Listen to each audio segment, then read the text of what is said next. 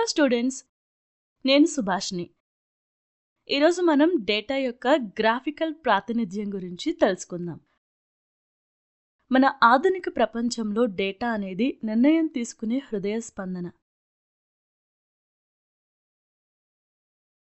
ఇది మీ morning climate update అయినా, మీ fitness tracking app అయినా, లేదా మీ పెట్టుబడులను ప్రభావితం చేసే స్టాక్ మార్కెట్ ట్రెండ్స్ అయినా.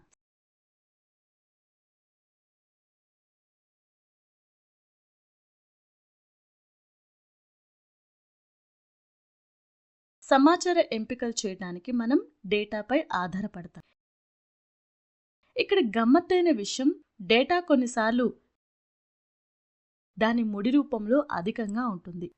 సంఖ్యలు, స్ప్రెడ్షీట్స్, గణాంకాలు అస్పష్టమైన కోడ్గా భావించవచ్చు.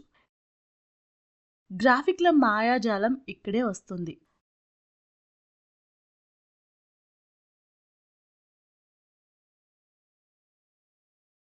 గ్రాఫ్లు డేటా ప్రపంచం యొక్క దృశ్య కథకులు. వారు ఆ క్లిష్ట సంఖ్యలు మరియు గణాంకాలను తీసుకొని వాటిని ఎవరైనా అర్థం చేసుకోగలిగే స్పష్టమైన చిత్రాలుగా మారుస్తారు. వివిధ రకాల గ్రాఫికల్ ప్రాతినిధ్యాన్ని ఉపయోగించి ఈ దృశ్యమాన కథనాలను ఎలా రూపొందించాలో ఈరోజు మనం విశ్లేషిస్తాం. అభ్యాస ఫలితాలు. ఈ పాఠం పూర్తయిన తర్వాత డేటా ప్రాతినిధ్యం, వివిధ రకాల గ్రాఫ్లు, బార్ గ్రాఫ్ల నిర్మాణం, ఏకరీతి వెడల్పు మరియు వివిధ ఎడల్పుల హిస్టోగ్రామ్, ఫ్రీక్వెన్సీ బహుభుజి గురించి అర్థం చేసుకోగలరు. ఈ పాఠంలోని కీలక పదాలు గ్రాఫ్లు, పట్టికలు, బార్ గ్రాఫ్లు, హిస్టోగ్రామ్, ఫ్రీక్వెన్సీ బహుభుజి, క్లాస్ మార్కులు, తరగతి విరామాలు, మధ్య పాయింట్ మరియు స్కేల్. టేబుల్స్ ద్వారా డేటా ప్రాతినిధ్యం ఇప్పటికే చర్చించబడింది. ఇప్పుడు మనం గ్రాఫికల్ రూపంలో డేటా యొక్క ప్రాతినిధ్యాన్ని చూద్దాం. డేటా యొక్క గ్రాఫికల్ ప్రాతినిధ్యం వాస్తవ డేటా కంటే సులభంగా అర్థం చేసుకోవచ్చు. మనం ఈ సెషన్లో క్రింది గ్రాఫికల్ ప్రాతినిధ్యాలను మాత్రమే అధ్యయనం చేస్తాం. Bar graph. ఏకరీతి పొడవు మరియు వివిధ పొడవు యొక్క హిస్టోగ్రామ్లు. ఫ్రీక్వెన్సీ బహుభుజాలు. బార్ గ్రాఫ్, బార్ చార్ట్ అని కూడా పిలుస్తారు. ఇది వివిధ వర్గాల విలువలను ప్రదర్శించడానికి దీర్ఘచతురస్రాకార బార్లు లేదా నిలువు వరుసలను ఉపయోగించి డేటా యొక్క గ్రాఫికల్ ప్రాతినిధ్యం.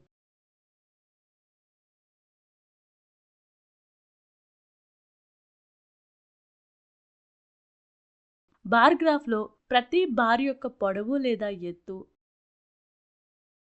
అది సూచించే విలువకు నేరుగా అనులోమపాతంలో ఉంటుంది. ముందు తరగతిలో మనం ఇప్పటికే బార్ గ్రాఫ్లను అధ్యయనం చేశాం, అలాగే నిర్మించాం. బార్ గ్రాఫ్ ఎలా డ్రా చేయాలో మరియు డేటాను అర్థం చేసుకోవడానికి ఎలా ఉపయోగించబడుతుందో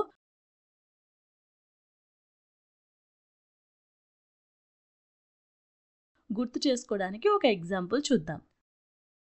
బార్ గ్రాఫ్ వివిధ రుచులు మరియు x అక్షం, y అక్షం మీద వరుసగా 1 యూనిట్ = 2 విద్యార్థుల స్కేల్తో విద్యార్థుల సంఖ్య మధ్య డ్రా చేయబడింది.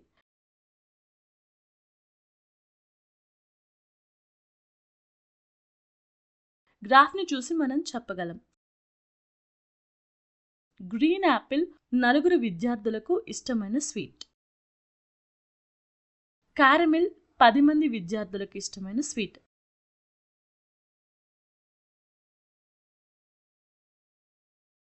బటర్ స్కాచ్ 7 మంది విద్యార్థులకు ఇష్టమైన స్వీట్. బనానా 8 మంది విద్యార్థులకు ఇష్టమైన స్వీట్. ఇది చాలా సులభం, సరైనదా? ఇప్పుడు ఈ కింది ఉదాహరణ కోసం గ్రాఫ్ను నిర్మిద్దాం. రాష్ట్ర అసెంబ్లీ ఎన్నికల పోలింగ్ ఫలితాల్లో వివిధ రాజకీయ పార్టీలు గెలుచుకున్న సీట్లు కింద ఇవ్వబడ్డాయి.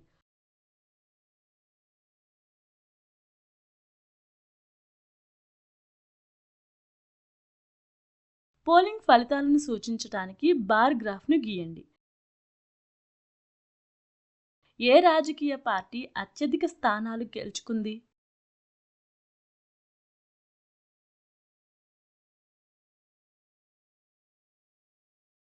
ఇచ్చిన డేటా బార్ గ్రాఫ్లో దీని ద్వారా సూచించబడుతుంది. ఎక్స్ యాక్సిస్పై పొలిటికల్ పార్టీని తీసుకుంటే వై యాక్సిస్లో 1 యూనిట్ 5 సీట్ల స్కేల్తో వై యాక్సిస్లో గెలిచిన సీట్.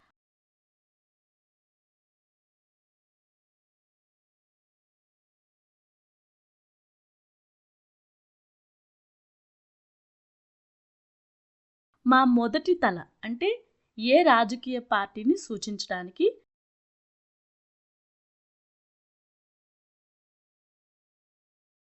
మనం ఒక యూనిట్ వెడల్పు మరియు 15 యూనిట్ల ఎత్తుతో దీర్ఘచతురస్రాకార బార్ను గీస్తాం. అంటే 15 × 5 = 75. అదేవిధంగా ఇతర హెడ్లు 2 వరుస బార్ల మధ్య 1 యూనిట్ గ్యాప్ని వదిలి సూచించబడతాయి.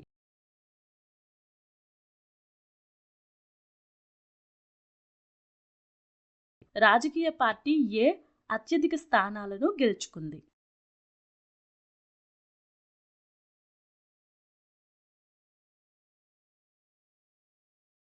టేబుల్లో చూపించిన విధంగా ఫ్రీక్వెన్సీ డిస్ట్రిబ్యూషన్ టేబుల్ నిరంతర తరగతి విరామాలను కలిగి ఉంటే ఏం చేయాలి?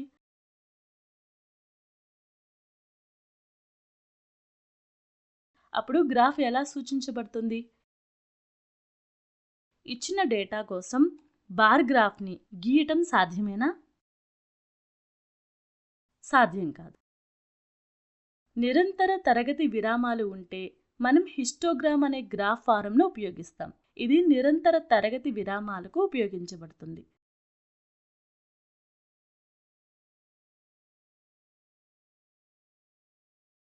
హిస్టోగ్రామ్ దీర్ఘచతురస్రాలు లేదా బాల ద్వారా ఫ్రీక్వెన్సీ పంపిణీని సూచించడానికి హిస్టోగ్రామ్ ఉపయోగించబడుతుంది. దీని వెడల్పు తరగతి విరామాలను సూచిస్తుంది. హిస్టోగ్రామ్ యొక్క దీర్ఘచతురస్రాల ప్రాంతాలు వాటి ఫ్రీక్వెన్సీకి నేరుగా అనులోమపాతంలో ఉంటాయి. ఏకరీతి వెడల్పు యొక్క హిస్టోగ్రామ్ను ఎలా గీయాలి అనే దానికి ఒక ఉదాహరణ చూద్దాం. క్రింది పట్టిక 400 నియాన్ దీపాల జీవిత కాలాన్ని అందిస్తుంది.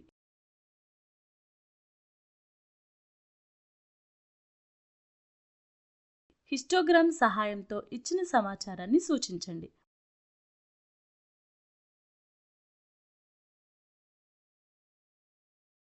ముందుగా తనిఖీ చేయండి.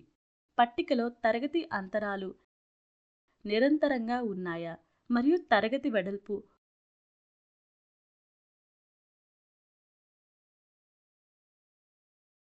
ఒకేలా ఉందో లేదో తనిఖీ చేయండి. అవును అయితే మనం ఇచ్చిన పట్టిక కోసం హిస్టోగ్రామ్ను గీయొచ్చు. లేదు అంటే మరో పద్ధతిని అనుసరించాలి. ఈ సందర్భంలో మన సమాధానం అవును. ఇప్పుడు ఎక్స్ అక్షంలో గంటలో జీవితకాలం మరియు వై అక్షంలో దీపాల సంఖ్యను తీసుకోండి. Scale y axis 1 unit = 10 lamps. X axis 1 unit = 100 గంటలు తీసుకోండి. మా మొదటి తలని సూచించటానికి అంటే 300 నుండి 400 గంటల వరకు పనిచేసే బల్బులు మనం ఒక యూనిట్ వెడల్పు మరియు 1.4 యూనిట్ల ఎత్తుతో దీర్ఘచతురస్రాకార బార్ని గీస్తాం. అంటే 1.4 × 10 = 14 బల్బులు.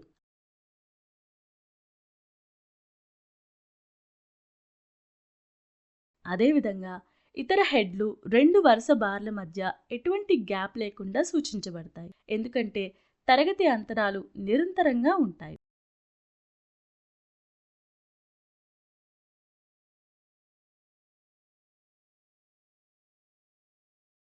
మనం కింది హిస్టోగ్రామ్ని పొందుతాం. గుర్తుంచుకోండి, ఫస్ట్ క్లాస్ విరామం 300 నుండి ప్రారంభమవుతుంది మరియు 0 కాదు, కాబట్టి అక్షంపై క్లిక్ లేదా బ్రేక్ను గుర్తించడం ద్వారా మనం దాన్ని గ్రాఫ్లో చూపుతాం. వివిధ వెడల్పులతో కూడిన హిస్టోగ్రామ్ యొక్క మరొక ఉదాహరణ చూద్దాం. స్థానిక టెలిఫోన్ డైరెక్టరీ నుండి 100 ఇంటి పేర్లు యాదృచ్ఛికంగా తీసుకోబడ్డాయి మరియు ఇంటి పేర్లలో ఇంగ్లీష్ ఆల్ఫాబెట్స్ అక్షరాల సంఖ్య యొక్క ఫ్రీక్వెన్సీ పంపిణీ కింద విధంగా కనుగొనబడింది.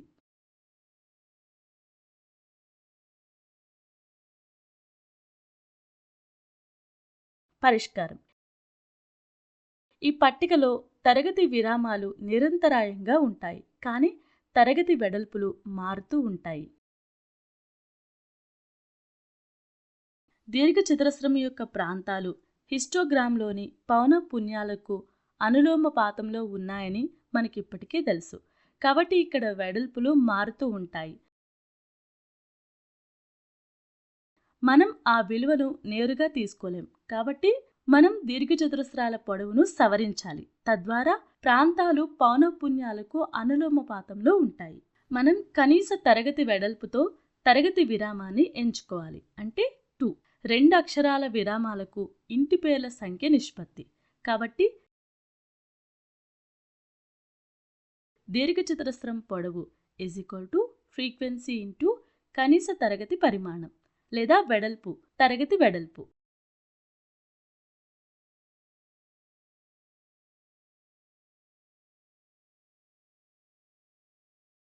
X అక్షంలోని అక్షరాల సంఖ్యను మరియు Y అక్షంలోని ప్రతి 2 అక్షరాల విరామానికి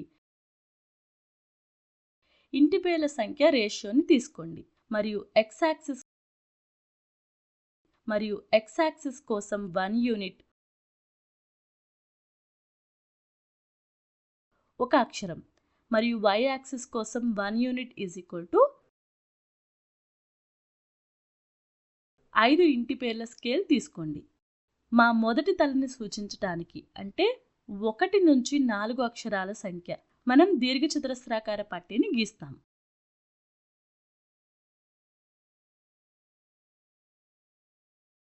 అదేవిధంగా ఇతర హెడ్లు 2 వరుస బార్ల మధ్య ఎటువంటి గ్యాప్ లేకుండా సూచించబడతాయి, ఎందుకంటే తరగతి అంతరాలు నిరంతరాయంగా ఉంటాయి. మనం వివిధ వెడల్పులతో హిస్టోగ్రామ్ పొందుతాం. ఇప్పుడు ఫ్రీక్వెన్సీ బహుభుజాలను ఎలా గీయాలి అని అధ్యయనం చేద్దాం. ఒకసారి మనం హిస్టోగ్రామ్ యొక్క ఉదాహరణని 1ని గుర్తు చేసుకుందాం. డేటా కోసం హిస్టోగ్రామ్ గీయటం తర్వాత ముందుగా దీర్ఘచతురస్రాల్లోని పైభాగాల మధ్య పాయింట్స్ని వరుసగా BCDEFGHగా గుర్తించండి. ఇక్కడ మొదటి తరగతి 300 నుండి 400. మనం ముందు తరగతిని, అంటే 200 నుంచి 300ని కనుక్కోవాలి.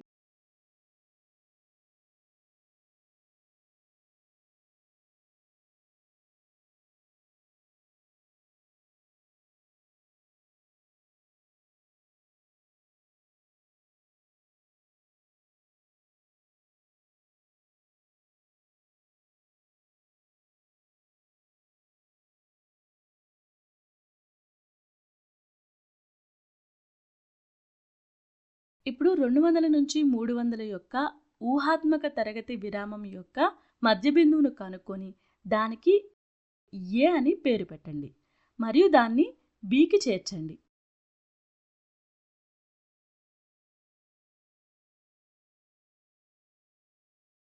అదేవిధంగా ఇచ్చిన డేటాలోని చివరి తరగతి తర్వాత వచ్చే తరగతికి మధ్య పాయింట్ I ఉండనివ్వండి.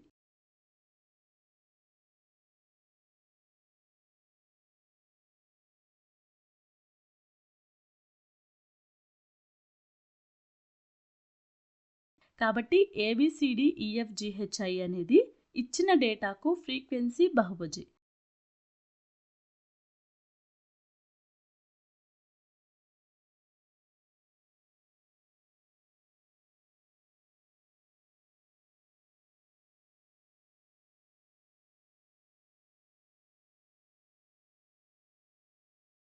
ఇప్పుడు మనం హిస్టోగ్రామ్ను ఉపయోగించకుండా ఫ్రీక్వెన్సీ బహుభుజాలను గీస్తాం.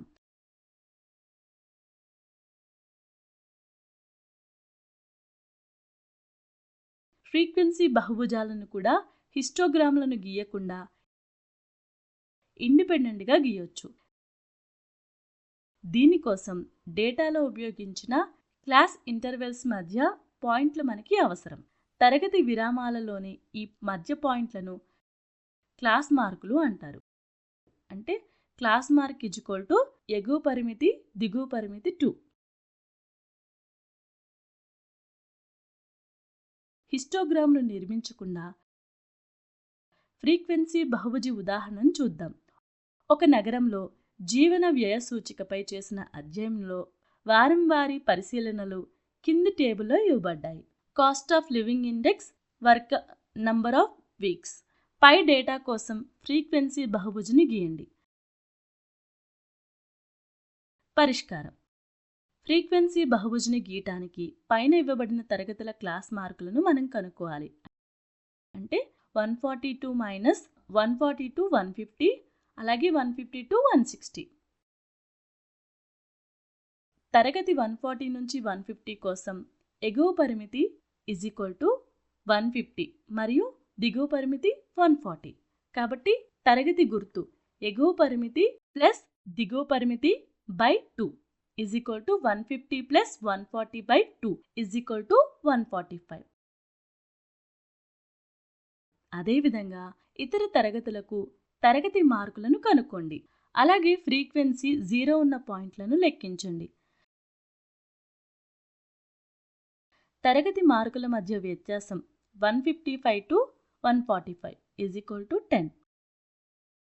మొదటి పాయింట్ 145 మైనస్ 10 = 35.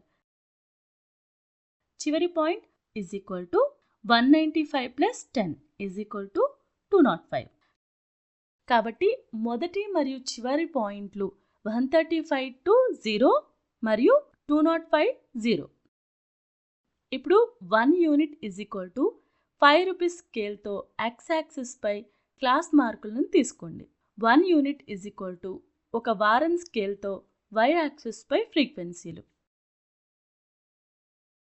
ఆపై పాయింట్లు A 135 0, B 145 5, C 155 10, D 165 20, E 175 9, F 185 6, G 195 2, H 205 0 మరియు లైన్ సెగ్మెంట్ల ద్వారా పాయింట్లను చేరటం.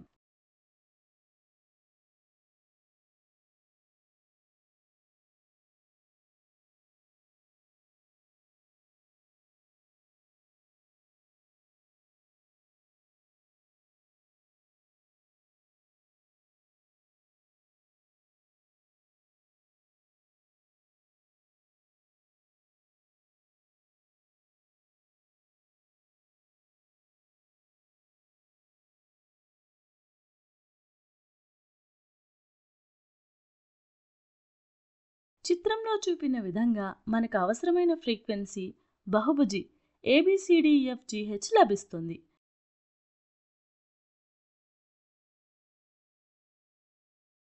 స్టూడెంట్స్, మనం నేర్చుకున్న వాటిని క్లుప్తంగా చెప్పండి. పాఠం యొక్క సారాంశం: డేటా యొక్క గ్రాఫికల్ ప్రాతినిధ్యం సమాచారాన్ని ప్రదర్శించడానికి దృశ్యమానమైన మరియు సులభంగా అర్థం చేసుకునే మార్గాన్ని అందిస్తుంది.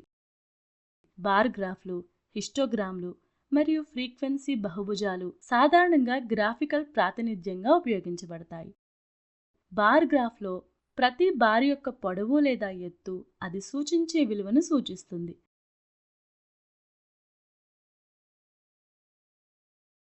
హిస్టోగ్రామ్లు నిరంతర తరగతి విరామాలకు ఉపయోగించబడతాయి మరియు బార్ల వెడల్పు తరగతి విరామాలను సూచిస్తుంది. ఫ్రీక్వెన్సీ బహుభుజాలను క్లాస్ మార్కులను ఉపయోగించి ఇండిపెండెంట్గా గీయవచ్చు. ఇవి క్లాస్ ఇంటర్వెల్ మధ్య బిందువులు.